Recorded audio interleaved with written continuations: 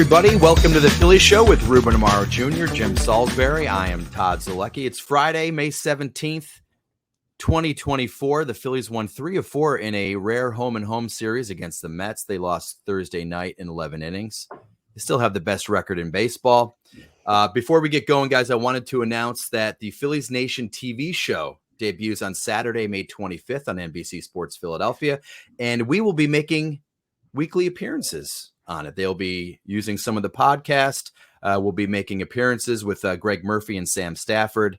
They're going to have special guests throughout the year, and it's going to show 1 hour before every Saturday Saturday game on NBC Sports Philadelphia. So if you like the podcast, if you want more Phillies, check out the Phillies Nation TV show. Let's jump into a couple injuries. Before we get into listener questions, we asked people last night to submit some listener questions. We got a bunch. We're not going to get to them all, but we got some good ones. So Taijuan Walker takes a line drive or takes a ball off his left big toe. X-rays are negative. It's his landing foot. Explain how concerning this might be. If he can't go. Well, he had to come out of the game, so that's a concern right there. Right. But afterward, both he and Rob Thompson kind of downplayed it a little bit. I'm sure, I'm sure Taijuan Walker will be champing at the bit to get back out there because there's a guy kind of nipping at his heels in Spencer Turnbull, who, I think they've succeeded in keeping him mostly stretched. He had 3 innings the other night on Wednesday night.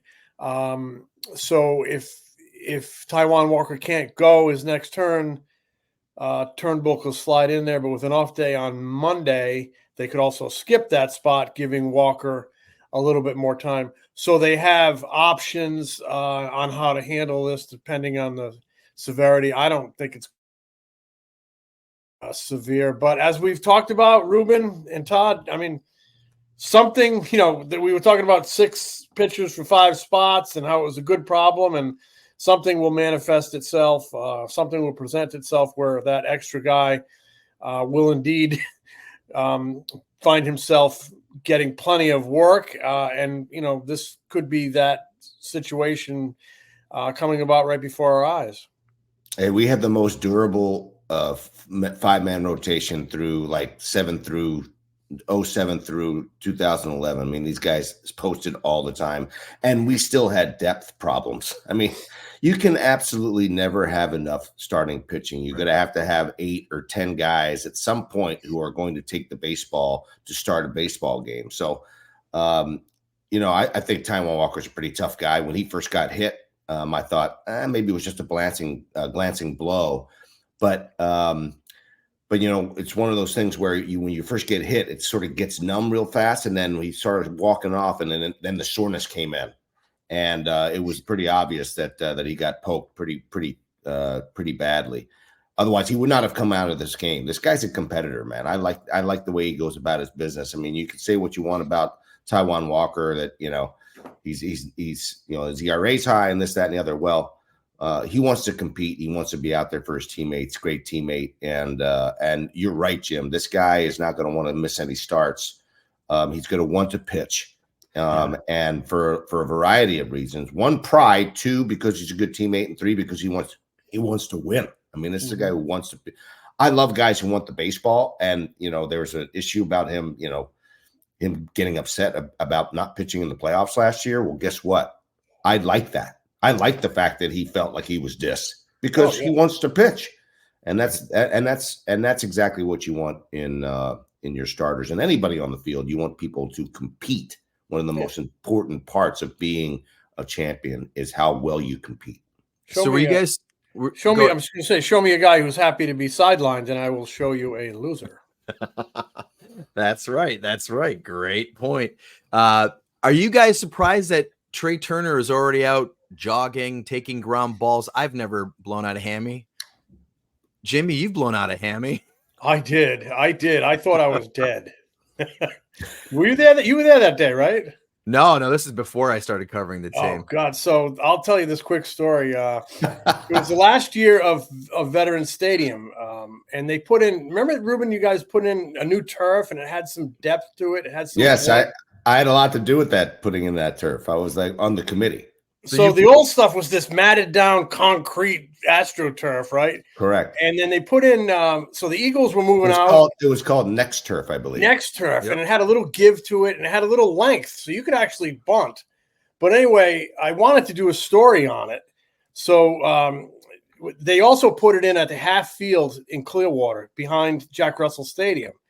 So I wanted to do a story on how it played. So John Vukovic offered to hit me some ground balls and hit me a few at third base and, flip them over. He was pretty, and let me just say this. I watched him witness this. Jimmy's a pretty damn good athlete. He is. Well, I mean, we could talk about him catching Billy Wagner and all that other stuff, but the fact that he, I mean, his movements and all of his actions and that kind of stuff, pretty damn good. I mean, I was like, whoa, look at this little dude. Well, that was before I put on 50 pounds. No, I'm kidding. But anyway, it takes him at third base. Not really kidding.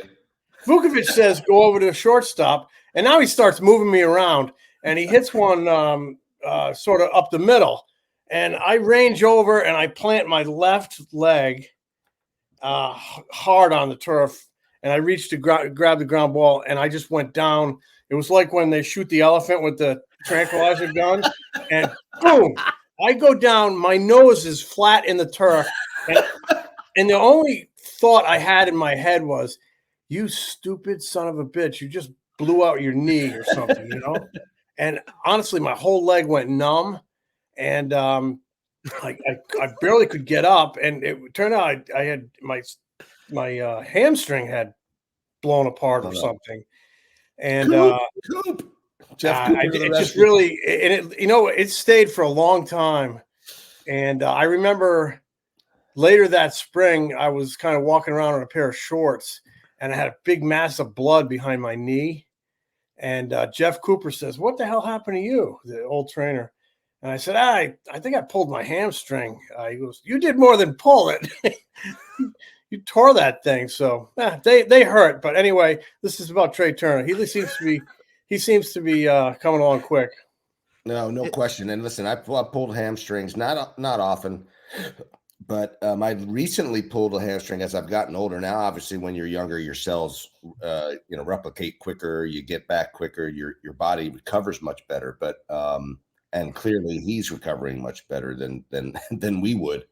But I just pulled my hamstring playing pickleball with Paul Holmgren like last year. It took me almost 8 or 9 months to feel like I could actually do something. I mean, it was really weird. I felt it like I pulled it off the bone. Oof. And it was like almost a year before I actually could get on the pickleball court again. Kind of sad. But we saw one get pulled off the bone, Todd, in Milwaukee. Remember with Charlie Morton? Oh yeah. Oh my gosh. I mean, you talk about going down. Yeah. And he pulled the ham. He missed the whole season. He had to have it surgically reattached. Yeah. And he's come back, still pitches pretty well, but tough injury. Thank goodness Trey Turner's, because he's so important. Thank goodness his wasn't serious, because he's out, like you said, taking ground balls. He's running, he's throwing, and he kind of is wearing the body language to me of a guy who thinks he's going to be back sooner than later. Now I know they've built up a cushion, a lot of padding with the victories and the quick start, so they can afford to be conservative with an important player. But I still get the feeling he might be ahead of time schedule. You got an MVP player sitting on the bench, man. I picked this guy to be the MVP, and he has MVP type talent. And so when you're missing a guy like that, that's huge, and you don't want to miss him for so long. And the fact that my concern is that speed is so much of a part of his game, and his ability to range and do other things that hopefully doesn't take away from all those abilities that he has. So we got some reader questions. This first one isn't a reader question, but I stumbled upon it last night. I was going through my Facebook, and I found this on a Facebook message I sent sometime over the last week.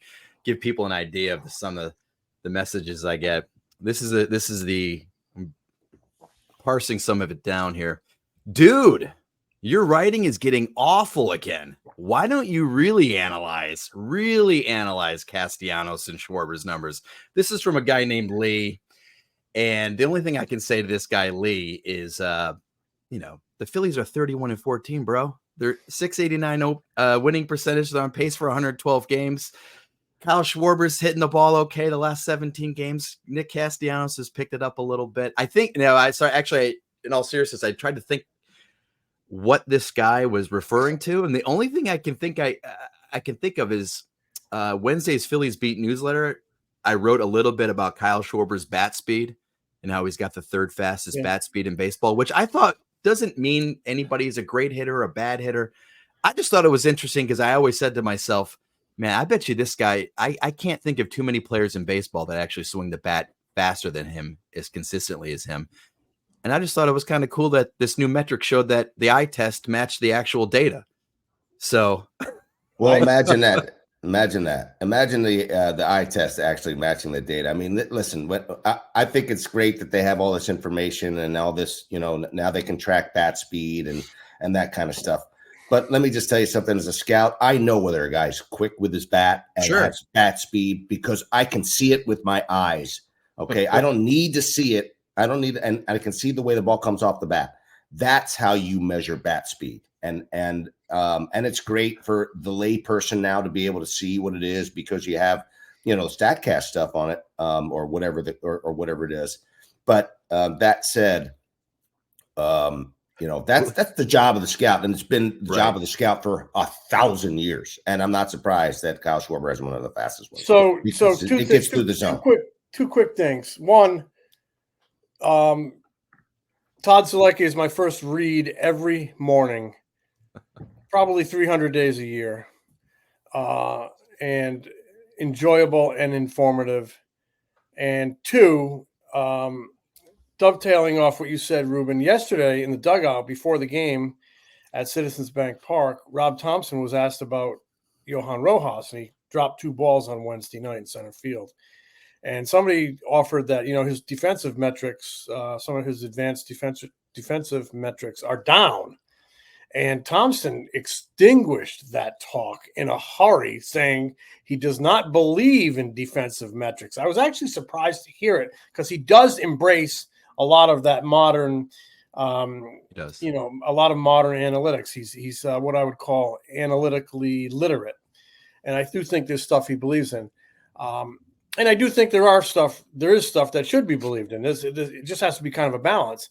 But he said he does not believe in defensive metrics. When it comes to defense, his number one metric is his eyes.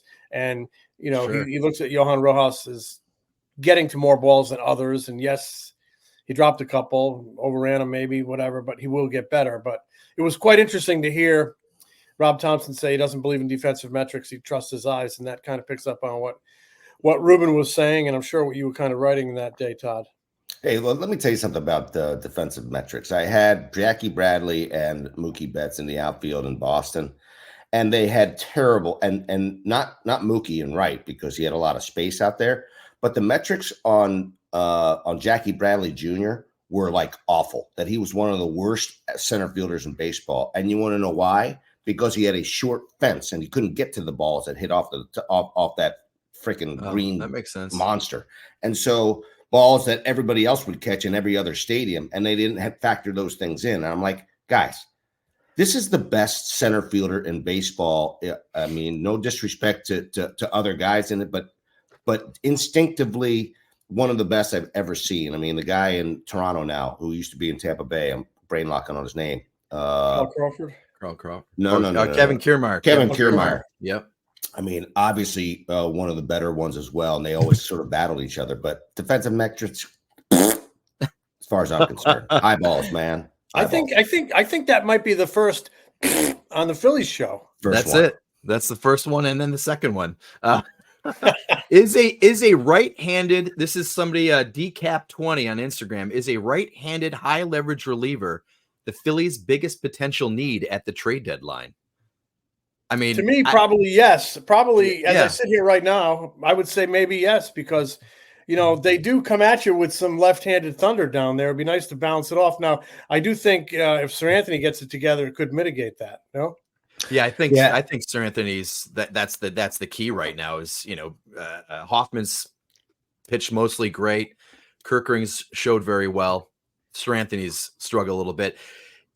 Slider hasn't been as great this year. I think he's given up 3 home runs off his slider. I think he gave up like 4 in his entire career off his slider going into this season. So he's got to clean that up a little bit. But yeah, I mean, I think when you look at this team, you don't really see a lot of huge needs other than you can always add a bullpen piece, right, Ruben? I mean, that seems to be the thing to go to. If you don't have something major on your everyday lineup that you're trying to fill, you don't have a gaping hole. And I don't think this team does.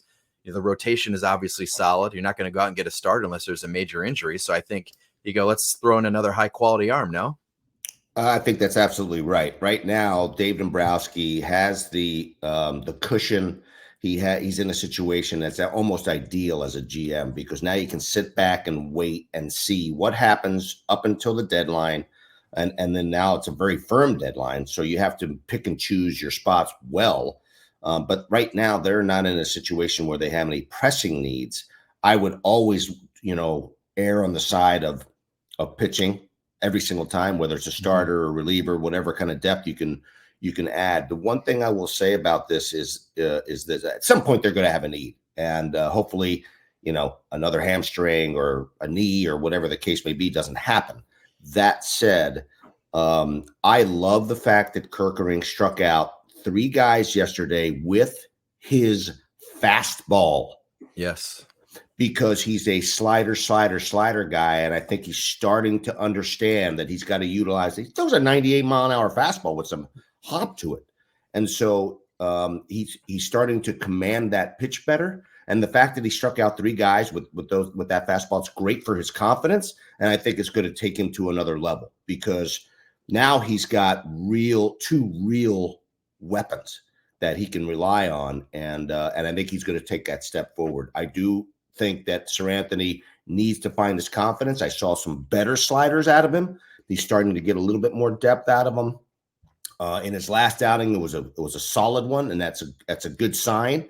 It wasn't a high leverage situation, but that said, I mean, he got the baseball and pitched pretty well. So if they can get those 3 guys going, because Hoffman's done a nice job, notwithstanding what happened last night, because I think he wasn't very sharp. He hadn't pitched for like 3 or 4 days. I think they're going to be just fine as far as their bullpen is concerned. I think it's actually been really good since May 1st. Real good. Yeah, they have been pitching a lot better than their overall ERA would indicate. Oh yeah. A quarter of the way through the season, what individual or team stat jumps out at you so far? This is from our buddy Pat Kreitz, who designed the logo you see on the screen there. So, and you guys don't have the benefit of looking up at some stats right in front of you. So, what performance, what overall, you kind of know the gist of who's having a good season, who's not. What would you guys say? What jumps out at you the most? And let's say this. Don't mention starting rotation. Let's take the starting rotation out of the equation. The rotation's been amazing. We all know it. They're fantastic. Other than the rotation, what individual stat or team stat really kind of sticks out to you guys? I might, again, I don't have access to a lot of stuff on my computer right now, but one thing that's jumped out to me really since he arrived in Philadelphia is the way Alec Bohm hits with men on base. And he had another hit with men on base last night as they kind of mounted a comeback. It's kind of uncanny. It's really a great skill to have. They were 2 for 15 with runners in scoring position last night. They could have used a lot more from other people, but I just, every time I lift my head up, he's getting another big hit with men on base. And I'm sorry I don't have the numbers in front of me to quantify it, but it just seems like he's really good at that. There was one number I looked at this morning. Do you know currently, as we sit here at 4 a.m. on a Friday morning, we like to tape really early. They have, there's been this narrative they haven't beaten anybody, and I understand it. It's a weak National League. As we sit here right now, they have only played 3 games against teams who have a better than 500 record. Right. Currently, only 3 of the teams they've played have a better than 500 record. That's something as well, no? It is something. It is something. That said, and there's some bad baseball out there. There's some really mediocre baseball out there just in general. You just watch the teams that are playing. I mean, the Washington Nationals, we saw them earlier. We're going to see them this weekend. They're what, two or three games under 500. Yeah. I mean, that's a team that, I don't know, in a typical season, I know that they're rebuilding and their young players are getting better. That's a team that typically would be like 8 or 10 games under 500, I think, at this stage, just looking at their talent. I'm not trying to diss them. I just don't feel like they're a 500 team, and they're close to 500, and we're already, a month and a half into the season. I just don't think, I think that there's a lot of parity and a lot of mediocrity in the league. There's only a few really good teams. I think it's the Phillies. I think it's Atlanta. I think it's the Dodgers. I think there's other teams that are pretty good. San Diego's pretty good talent-wise, but I just don't think there's a ton of great teams, so it doesn't really matter. I mean, none of the teams are all that great. There are not that many teams over 500 or that high, much over 500. But that said, you got to win the games against everybody. You have to. I mean, it's the major leagues. Right. It's funny, Jim, because that was one of the questions that another listener asked was, what do you make of all he said negative hoopla around the Phillies schedule on social media and about, they're only beating weak teams. And I wrote about this. I think we talked about this in a episode several episodes back.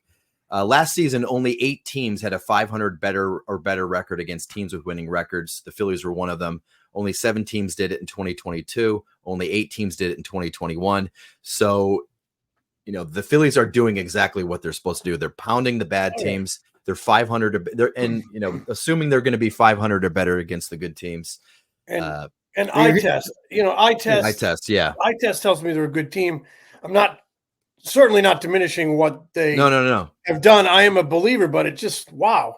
It's only Atlanta. Only Atlanta currently has a winning record of the teams they've played. So only 3 games so far, as we sit here this morning, against teams with a winning record. So you talked. So Todd, you actually talked a little bit about what stat. To me, the one individual stat that kind of surprises me a little bit compared to where we were last year, and there's a lot of talk about our swings and misses, that our on-base percentage is actually really good. Our on-base percentage is like 2 or 3 in all of baseball. I think it's like 337 or 340 or something like that. That on-base percentage compared to the rest of the league, I think it's number 2 or 3. And I think it's a product of the guys trusting the guy behind him and not feeling like, hey, I got to get this job done. And I think we've talked about this before, and it happened a lot late in 2022 where guys just sort of passed the baton. And I think that's sort of what's happening now. Guys are trusting these young guys and the depth of the lineup, the Stotts and the Bohms and the guys deeper in the lineup, even the Marshes of the world who's sort of tailed off here a little bit lately. But I think that's part of it. And the fact that they're getting on base and kind of creating opportunities every single inning almost. Jim, Alec Bohm this season, runners in scoring position, batting 400, 1.135 OPS in his career. Wow. 324, 811 OPS. So there you go. That's a guy that just loves those situations. How about you? You got a stat that jumps out, Todd? I do. Well, I had the benefit of kind of looking this up ahead of time, but it kind of dovetails into what Ruben was just talking about. Everybody, again, talking about the rotation.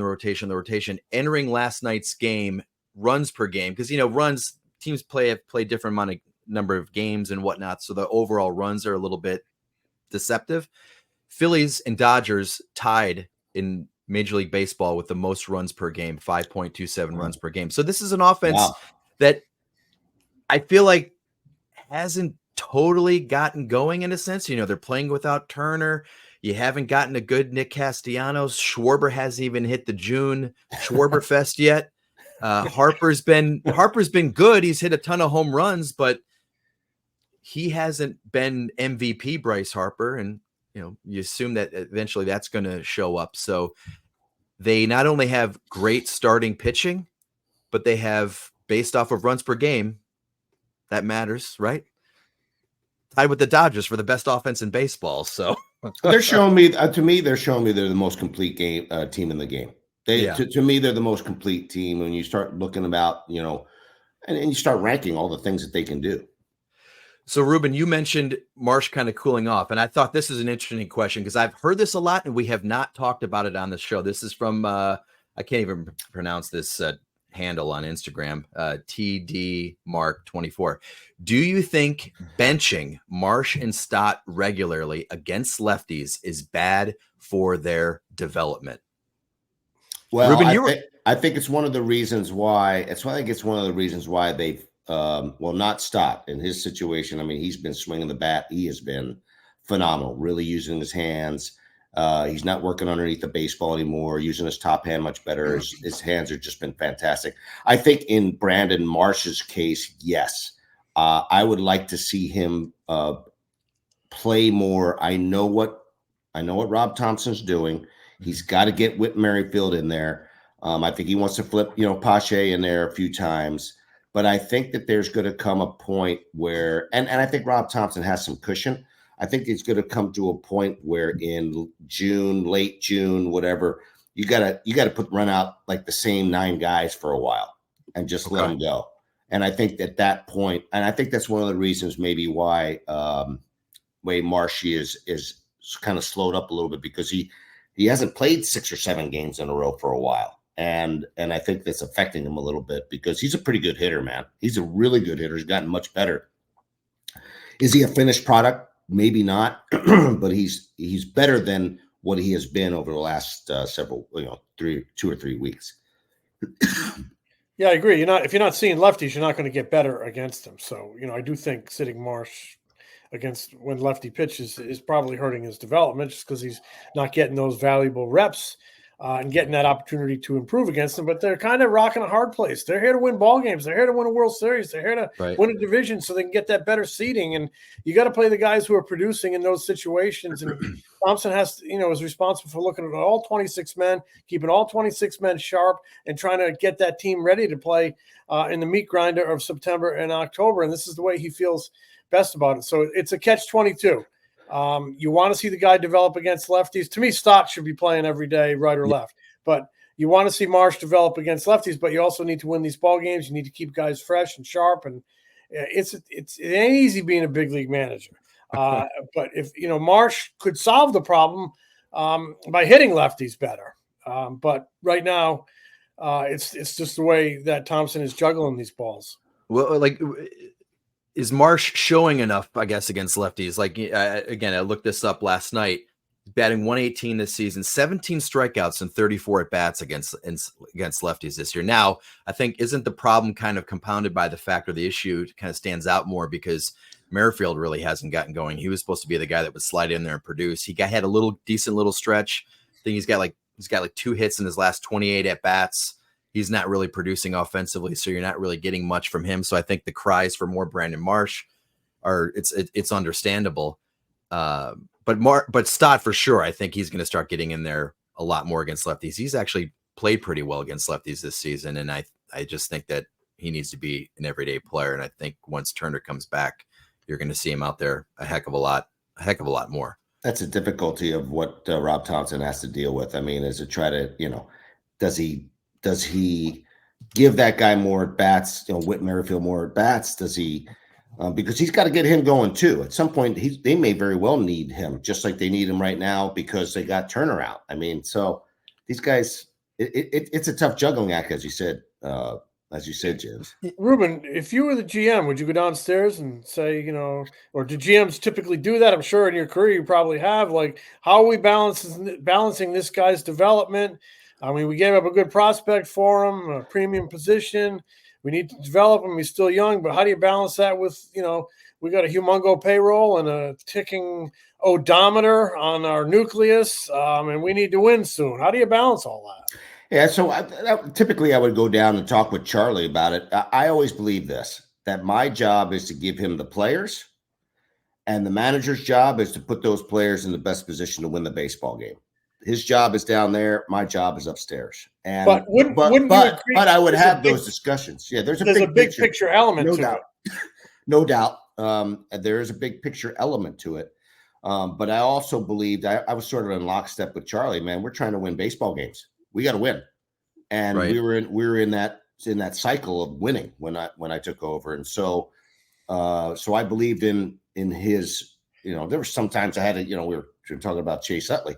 There were times when I pointed his name and I go, dude, let's get him out of the guys can't breathe. Let's get him out of the lineup. Can we get and then he'd point to Eric Bruntlit's name and go, I'm going to replace that guy with that guy. And I liked Eric Bruntlett. He's a good player, but I can understand. Charlie go, which guy would you want to play? Okay. So that's great. Right. So 100%. I totally get that. So here's this kind of plays off what we've just been talking about. This is a question from John. It was on Facebook. How much longer can they keep trotting Whit Merrifield out there with his lack of production? If he doesn't start producing at the plate by the All-Star game or trade deadline, will they look to replace him? It's tough. You paid the guy $8 million. He's a veteran with a track record, although the track record has not been as good the past couple of years. But talking about Brandon Marsh getting more time in left field to develop, but they're playing this guy because he's supposed to have a platoon advantage in left field, and he's not producing. So here's a couple things are tough. So a couple things I will say. When they signed him, I thought it was a great signing. I think he's a perfect fit for this team. That said, when you take an everyday player and then make him a platoon type player, that is a huge adjustment for a guy, and he has to mentally buy in, number one, and number two, there's a totally different way to prepare to be that like non-everyday guy, that 2 time a week guy, that 1 time a week guy. And so I think he's still adjusting to that. Okay. I think that there are much better ways with a lot of the things and, a lot of the drills and things that you have. You have one of those pitching machines that simulates, real pitching. There's all types of things that that teams have, especially the Phillies. It pretty much has everything because John Middleton made sure that, they are well equipped. But there's a lot of different ways to prepare. And I think that's part of his development as a part-time player. And so I think it may take some time, but this guy's going to get some big base hits. I'm telling you right now, he's going to win a couple of baseball games with some big base hits and some really good quality at bats. It's just a matter of him getting an opportunity to make the adjustment to being this type of role player. Yeah, I don't think they would replace him because I think in the back of their minds, they know just what Ruben said, that, I don't care if he's hitting a $150, at some point he's going to have a good run for us because there's some track record there.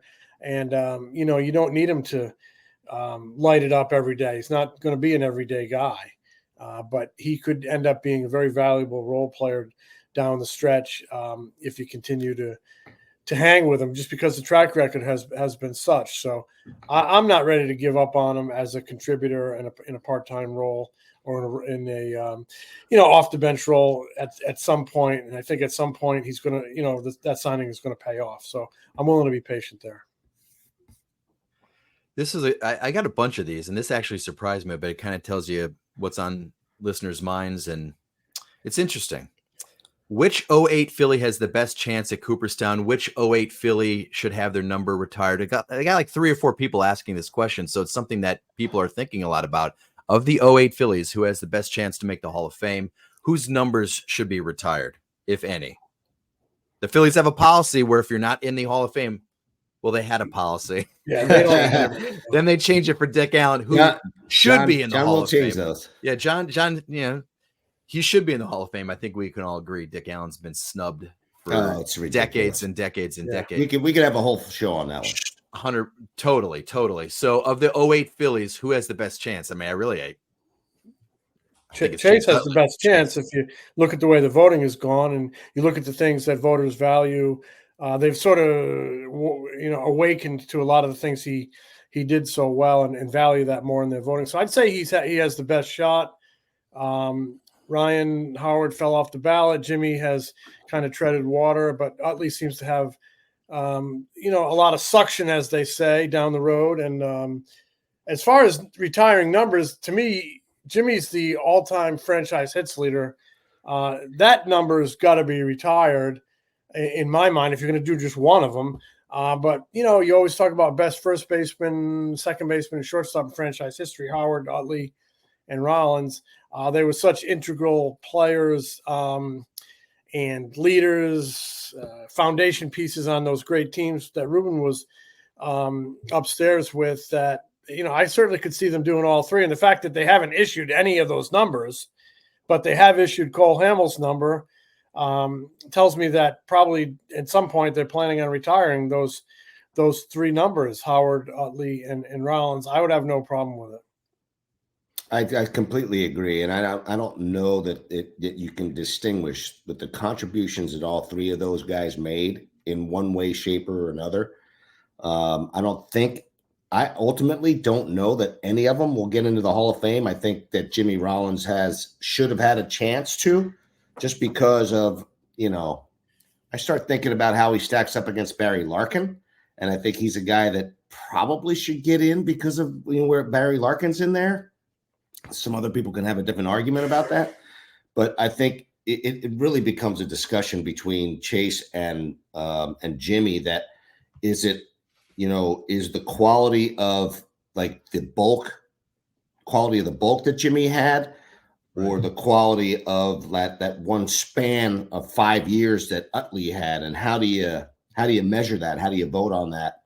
The voting part, you can throw it in the trash for me. I know it's an important part of it, but I think it's the contribution to the team during that time. I think both those guys should be Hall of Famers myself. Now, yeah. But I'm a more expanded Hall of Fame guy. I'm not as a small, people have different thoughts about it. I think all three of those guys' numbers are going to be retired because of what they brought to the table in that era. There's not, as Jim said, the impact that they had on that club for those many years, and that was a nice run, was pretty significant. And I have a feeling that John Middleton and others will choose to do that. Yeah, I think Utley's got the best chance for sure, because I think he's going to trend kind of like Scott Rowland. Yeah. A lot of voters today, I don't want to get into this too much, but a lot of voters today, they look at the WAR, they go, all right, Chase Utley's got a WAR of like 68 or 65-ish. He's in the 60s. Jimmy Rollins is in the 40s. Chase Utley is going to be my guy. He's going to trend upward and upward. But Jimmy Rollins, look at some of the other shortstops they're in the Hall of Fame. All apologies to Phil Rizzuto, but come on, if he's in the Hall of Fame, then Jimmy Rollins should be in the Hall of Fame. So I think it's going to be Chase Utley will probably get in. I think probably Jimmy Rollins will not, although I think both should. So last question. This comes from Gary H. What is the story behind the closing remarks each show between Jim and Ruben? Smell you later. That's for Jim. Well, I don't shower often. Once we went to the virtual Zoom world a few years ago, I just gave up showers. So no, I'm kidding. You just sort of like see you later. It's sort of our George Burns say goodnight, Gracie. Is that what it was? Good night, Gracie, right? Good night, Gracie. Yeah. We're thinking of getting it on a t-shirt. I think there was a guy that I played with in the minor leagues at some point. He used to say, "Hey, see you later," and then you would say, "See you later." He'd go, "No, smell you later."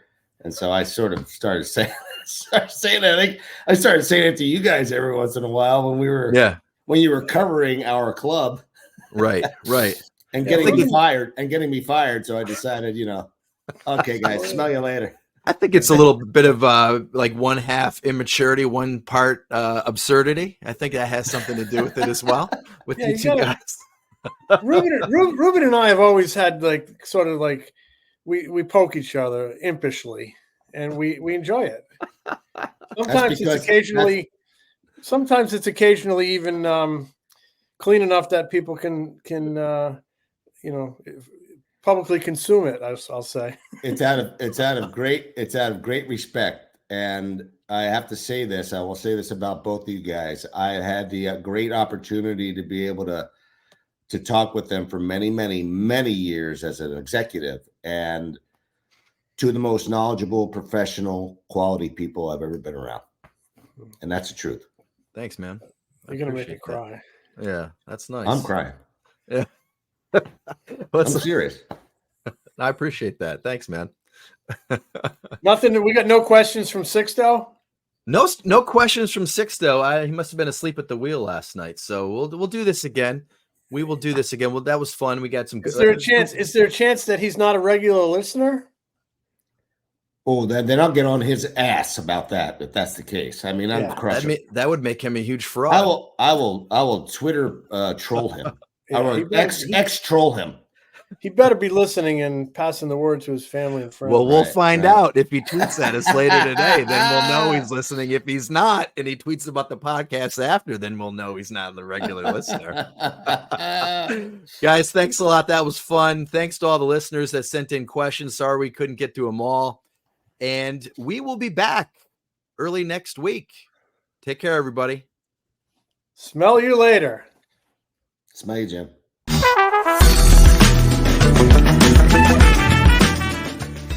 This is The Phillies Show. If you haven't already, please subscribe to The Phillies Show wherever you get your podcasts. You can also watch us on our YouTube channel. If you like what we do, give us a review. Tell a friend. Catch Ruben, Jim, and me on Phillies Nation TV, presented by Valley Forge Tourism. New episodes air an hour before every Saturday Phillies game on NBC Sports Philadelphia. Replays air throughout the week and on PhilliesNation.com. Get more of Ruben's analysis during, before, and after Phillies games on NBC Sports Philadelphia, on the Sports Radio 94 WIP Morning Show, and MLB Network.